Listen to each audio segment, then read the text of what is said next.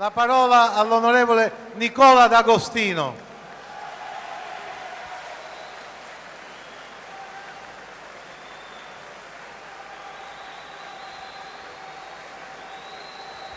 Buona giornata e complimenti a tutti per essere qui questa mattina e a chi ci ha in qualche modo voluto dileggiare per aver scelto questa sede, ovviamente coraggiosa.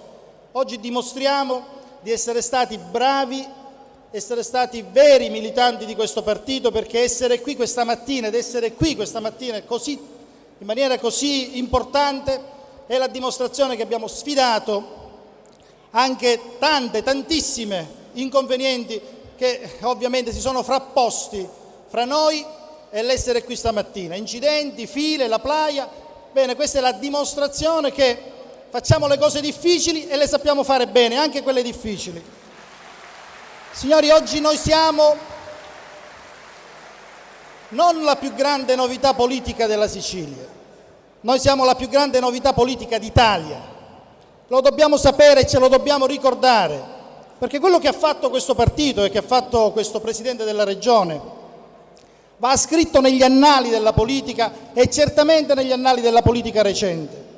Siamo stati anticipatori della disgregazione del berlusconismo e di questo centrodestra che niente ha fatto per l'Italia, ma sicuramente nulla ha fatto per il Sud e per la Sicilia. FDS e FLI nascono in Sicilia 1 anno e mezzo fa. L'MPA, che non è più al governo con il centrodestra, è l'unico partito, dopo, assieme al FLI, ad aver rinunciato al privilegio del governo, che non è cosa di tutti, anzi, credo che sia cosa di nessuno. E l'UDC, che in Sicilia ha cambiato pelle, l'ha cambiata anche grazie a noi, grazie alle sponde politiche che abbiamo offerto. E se questo è poco per tutti quelli che si intristiscono in dibattiti oziosi ed inutili, bene, voglio capire cos'è che dobbiamo fare di più. Stiamo provando a cambiare la Sicilia, stiamo cambiando anche il nostro partito per essere più attuali, più moderni, stiamo provando anche ad iniziare una fase nuova all'interno di un nuovo polo. Credo che sono scelte coraggiose, sono scelte innovatrici. E finiamola con le lamentele, i piagnistei, con il vedere tutto nero. Siamo protagonisti di una delle pagine politiche più importanti della storia siciliana. Credo che dopo l'approvazione dello Statuto siciliano, la pagina politica più importante di questa terra. E tutto questo è stato possibile perché c'è un partito autonomista, perché per la prima volta un partito autonomista ha fatto il suo dovere in Sicilia, cosa che non era mai accaduta. E abbiamo avuto la possibilità di fare scelte così importanti, così decisive, così difficili, così impopolari e nonostante tutto oggi ci ritroviamo qua e ci ritroviamo qui uniti, compatti, forti e ancora più determinati ad andare avanti. Però siamo qui anche per capire qual è il nostro ruolo domani, perché non ci si può sedere e non ci si può adagiare sugli allori. E allora la prima domanda: a che serve un partito autonomista? Bene signori, un partito autonomista serve a fare le cose che gli altri partiti non fanno, a fare cose autonomiste, cose diverse, cose coraggiose. Serve a superare le barriere tradizionali della politica. La destra, la sinistra per noi non esistono, sono categorie andate, non riguardano neppure gli interessi dei cittadini, diventano un'oziosa polemica e discussione per un ceto politico autoreferenziale che è convinto che tutti debbono seguire ragionamenti di questo tipo che non portano a nulla. Noi piano piano li stiamo abituando ad andare oltre, a vedere le cose, a puntare sui progetti, a puntare sui programmi, a puntare sui problemi, a non fare cose qualunquiste. E lo diciamo perché, per esempio, ieri è stato aperto il tema del lavoro, una cosa importante, una cosa serissima. Ma cosa significa essere il partito del lavoro se poi non diciamo quali sono le ricette per la nostra economia? E allora, signori, se noi intendiamo il lavoro per stabilizzare, per risolvere i problemi della formazione, per risolvere i problemi dei precari, che malaguratamente altri hanno creato in passato, anche recente, bene, l'MPA non è questo partito. L'MPA si carica con senso di responsabilità anche di questi problemi, non può non farlo purtroppo, ma noi rilanciamo un'altra equazione. Noi siamo il partito dello sviluppo che crea lavoro, che è una cosa molto diversa. E la prima cosa che dobbiamo fare, il prossimo impegno che questo governo si deve autenticamente imporre di fare, è finanziare la legge sul credito d'imposta, che è l'unica cosa seria che ci rimane da fare in questo momento, in questa terra, e che permetterà alle imprese siciliane di fare sviluppo e di dare lavoro vero e produttivo. A che serve un governo a trazione autonomista? Il governo del presidente Raffaele Lombardo, al quale chiedo di tributare un applauso non di incoraggiamento, ma per quello che ha fatto fino ad ora con grande coraggio. Grazie Raffaele, bravo per quello che stai facendo. Un governo a trazione autonomista serve a fare le riforme, non a fare i condoni, non a fare solo le stabilizzazioni che sono figlie di altri tempi e di altri periodi.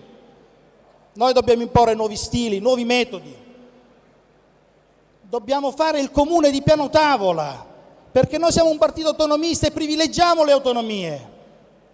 Noi dobbiamo applicare la legge sull'insegnamento della storia, della letteratura e del patrimonio linguistico siciliano, perché siamo un partito autonomista. Se non facciamo questo, a che serviamo? Siamo uguali agli altri, non ci distinguiamo, ci appiattiremo, saremo un partito di potere. A questo noi non saremo disponibili. Con chi fare le riforme e i governi autonomisti? Certo non più con il PDL e con il PID, che non ci sono stati con noi, si sono rifiutati di fare le riforme dopo aver fatto la campagna elettorale assieme a noi. Con loro non le possiamo fare le riforme, non possiamo fare i cambiamenti. Loro sono il ceto politico conservatore di questa terra. Le abbiamo potute fare con il PD, che ringraziamo, perché il PD è venuto da noi, è venuto a guardare le nostre carte, gli sono piaciute e assieme a noi, ma col baricentro, non al centro, baricentro fondato sui valori dell'autonomia, della libertà, della capacità di autodeterminazione, lì siamo riusciti a fare le riforme e il PD è stato un alleato valido e prezioso, un valore che non dobbiamo disperdere né oggi né per il futuro e al quale dobbiamo rimanere ancorati, aggrappati, perché questa è una speranza.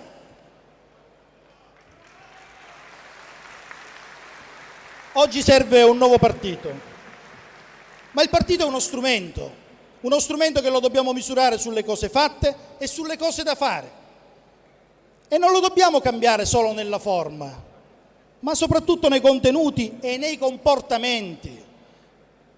Un partito che deve essere moderno e autonomista, perché in 6 anni, quando abbiamo fatto l'MPA, le cose sono cambiate velocemente e oggi ci dobbiamo aggiornare.